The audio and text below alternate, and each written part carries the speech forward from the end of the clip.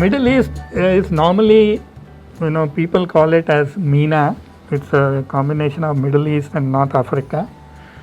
So because they call that as a region of,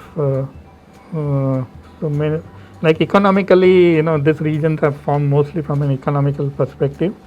So MENA is a region where, many government agencies use this word, and even thereby even the companies now, pharmaceutical companies are calling as MENA region and CIS region, and so based on the the definition, the definitions or the name given by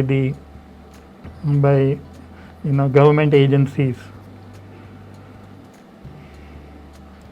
So this is basically, so mostly it's Middle East, and there is a part of North Africa which forms together the MENA region. But we'll be focusing, I'll just take you what MENA region is, and then, but we'll be focusing more on the Gulf, on the Middle East. So MENA region is one of the emerging markets in the pharmaceutical sector in the world, and it is a region of high importance for many pharmaceutical companies.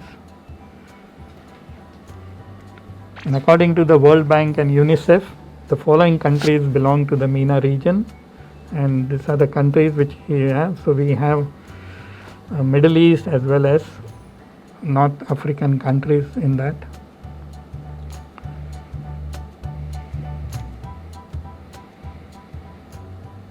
So the MENA region is divided again into subgroups, 3 subgroups.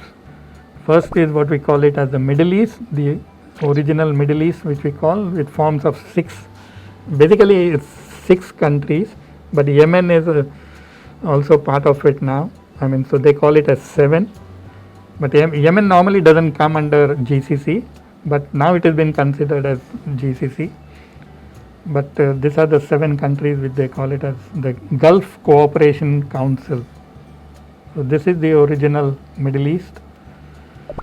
Then there is the other, they call it as the Levant countries, which comes from the French name meaning the rising sun, or sun rising from the east. So these are the eastern part of the Middle East, and they say the sun comes here first.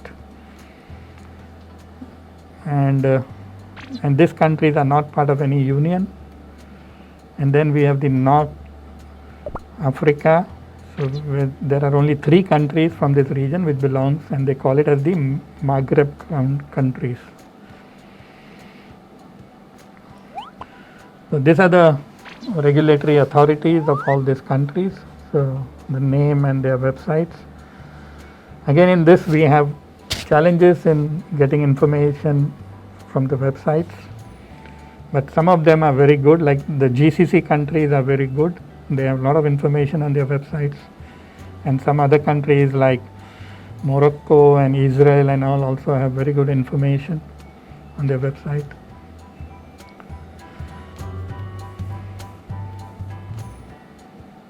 So the Gulf Cooperation Council, it is a political and economic union of Arab states, and they have 6 members, which are UAE, Saudi Arabia, Qatar, Oman, Kuwait and Bahrain.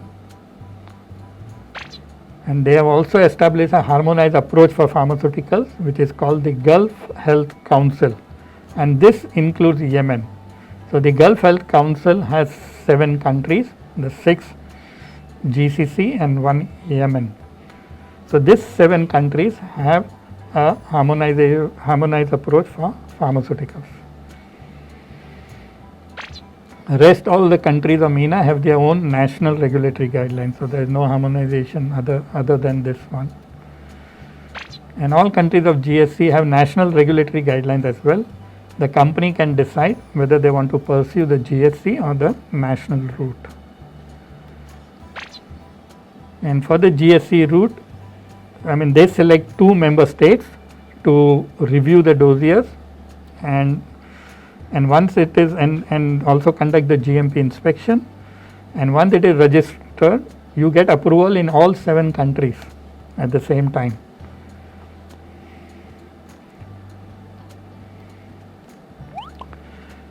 So in most of the countries in the MENA region, a local agent is required for the communication submission to the health authorities. And for the GCC, the marketing authorization holder outside the respective country is not allowed to submit any application unless it is through the GSC or the centrally authorized centrally by the drug registration. So if you go through the GSC route, you can be the product license owner. But if you go through the national, then you need to have a local company, local partner, and he will be that company will be the product license owner for you. The classification in MENA region is similar to Thailand.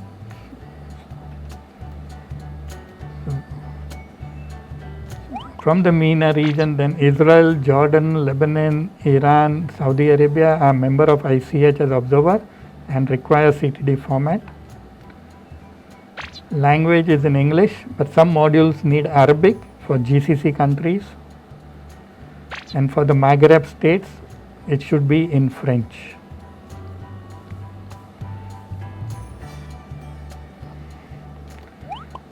So the submission format is dossier in hard and soft copies as CDs, DVDs and paper. Saudi Arabia and Bahrain require eCTD submissions via electronic portals. And for Egypt and Lebanon, the CTD is still not implemented. The documents have to be provided electronically as simple PDF dossier via email and paper-based. Egypt is also one of the very, very good pharmaceutical generic country. I mean, there are a lot of companies in Egypt which are very strong in generics. Again, it's a big challenge to register. I mean, to be successful in Egypt. The authority do not accept any approval from other authorities of the region for guaranteeing an MA in the respective country. So, unlike CIS, where that if you have a EU or if you have a SRA approval, then you are fast track. They do not. Most of the countries do not have this. And drug samples are required by all the countries for analysis. And renewal to be done every 5 years, except Israel, where it can be done every 10 years. If there is no change in initial registration. If there are no variations filed, then it can continue for 10 years.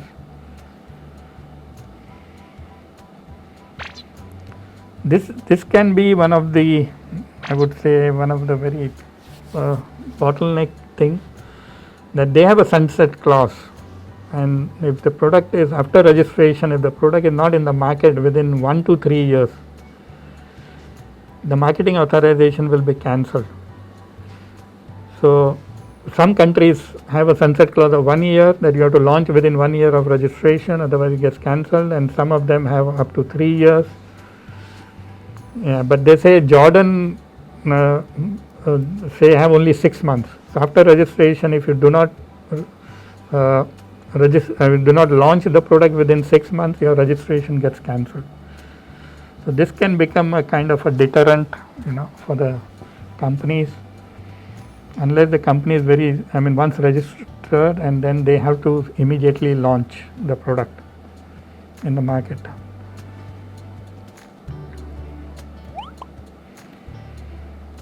So the timelines for the GSC is 9 to 12 months for the harmonized approach. In all the 7 countries, you can get within 9 to 12 months, and we have to apply through Saudi Arabia, and Saudi Arabia is the center for GSC, and they would then internally select 2 member states to do the review and the GMP inspection and grant the registration. Nationally, if you go for each of the countries, it takes between 12 to 36 months. And lately, when Iraq and Iran because of sanctions, and Iraq because of the war which it had, and it can take up to 5 years to get an approval. But normally in normal case it should happen between 12 to 24 months. But in this case, it has taken up to 5 years in the recent past. Registration fee for GSC is 10 to 25,000 US dollars.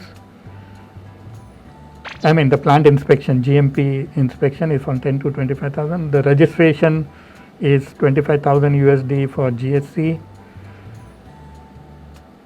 So this is the harmonized approach for the GCC countries, the 7 countries in GCC. And for national, it varies from 2,000 to 10,000 US dollar.